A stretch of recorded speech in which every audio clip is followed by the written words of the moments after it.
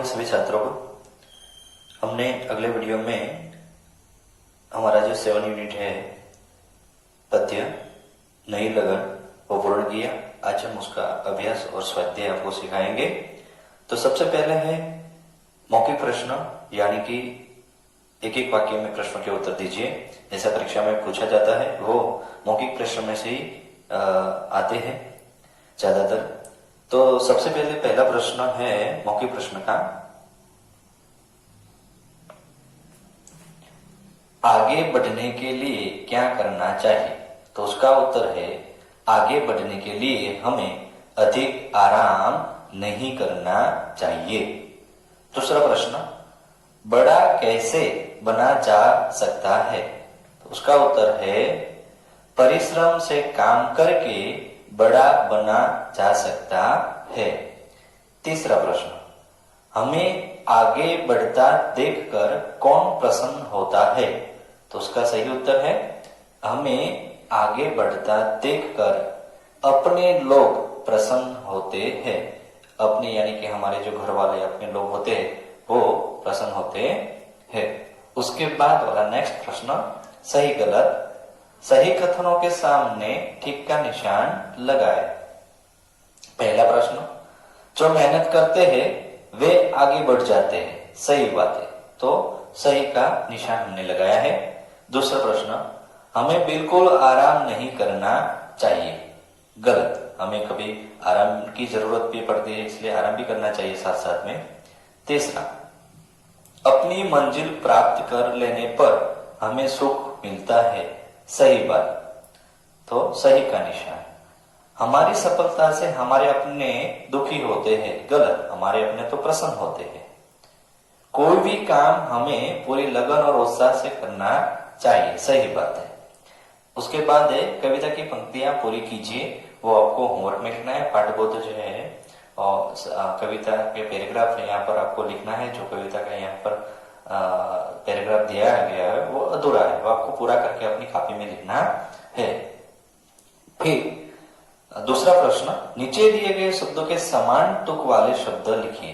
जो पीछे का अक्षर समान आता है, जैसे हम गुजराती में पुनरुक्ति कहते हैं और पुनरुक्ति हम सीख भी गए हैं, इसी तरह आए आए तो कहलाए, पीछे दोनों ए, तो समान तुक वाले शब्द वो है आराम तो हराम, उमंग, तरंग, नाम तो काम। ऐसे शब्द काव्य में दिए गए हैं। फिर तीसरा प्रश्न, आशय स्पष्ट कीजिए। आशय यानी कि जो कविता का अर्थ हमें लिखना होता है। जो पैराग्राफ दिए गए थे, 2 या 4 लाइन दी गई होती है, तो उनका हमें अर्थ समझाना है, एक्सप्लेन करना है। देखो जो तुमसे पीछे थे, देखो जो तुमसे पीछे थे वे आगे है बढ़ आए। देखो जो तुमसे छोटे थे आज बड़े वे कहलाए। तो उसका आशय, उसका अर्थ है, इन पंक्तियों में कवि कहता है कि जो तुमसे पीछे थे उन्होंने कठिन परिश्रम किया तथा वे तुमसे आगे बढ़ गए। परिश्रम करने के कारण ही छोटे लोग उन्नति करते हैं और बड़े कहलाते हैं। जो परिश्रम और लगन करता है वही आगे निकलता है। चौथा प्रश्न, प्रश्नों के उत्तर दीजिए।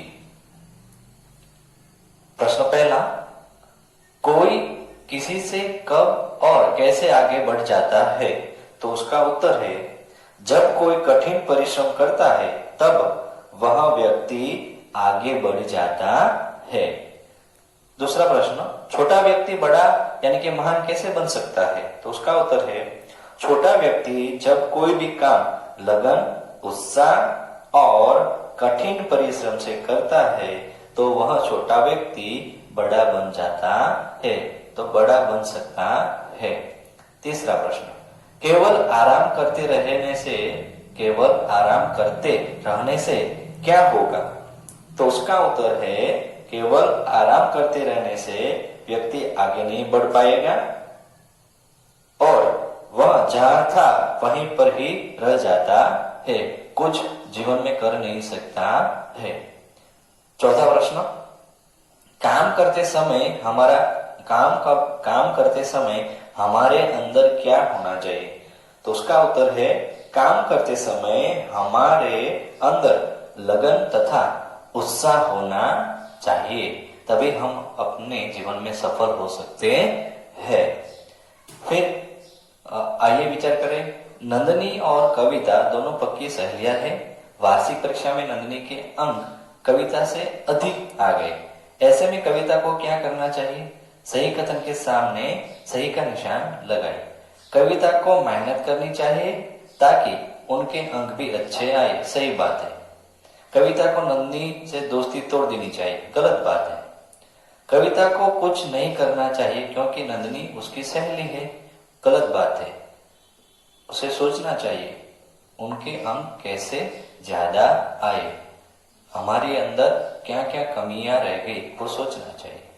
चौथा प्रश्न, कविता को आराम से रहना चाहिए, वो भी गलत। कविता को नंदनी से पूछना चाहिए कि उसके अंक अधिक कैसे आए, सही बात है। और क्या काम के साथ साथ विश्राम भी करना चाहिए? यदि नहीं तो क्यों? यदि नहीं तो क्यों नहीं? ये होमवर्क में आपको लिखना है, हमने एक्सप्लेन कर दिया था।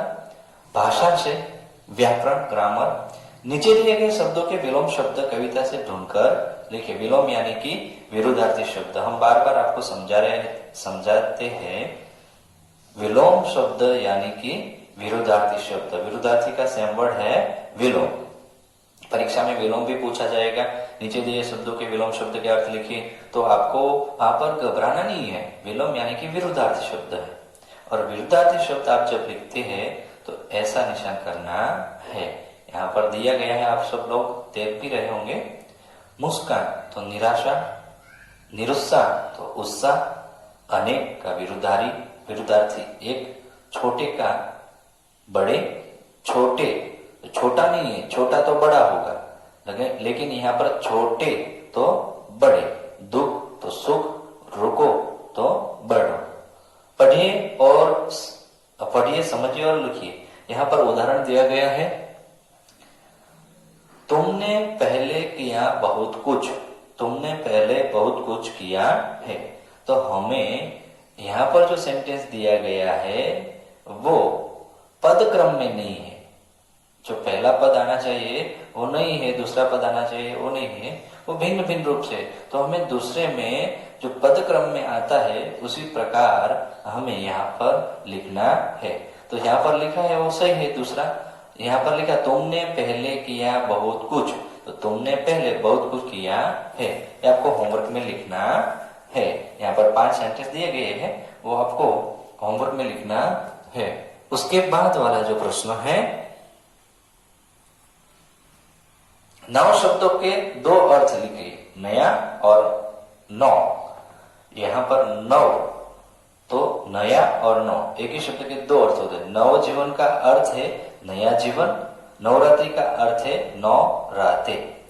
नीचे दिए गए शब्दों के अर्थ लिखिए, नव वर्ष नया वर्ष, नव वधु तो नई वधु, नवग्रह तो 9 ग्रह, नवयुग तो नया युग, नवरत्न 9 रत्न, 9 रस यानी कि 9 प्रकार के रस है वो।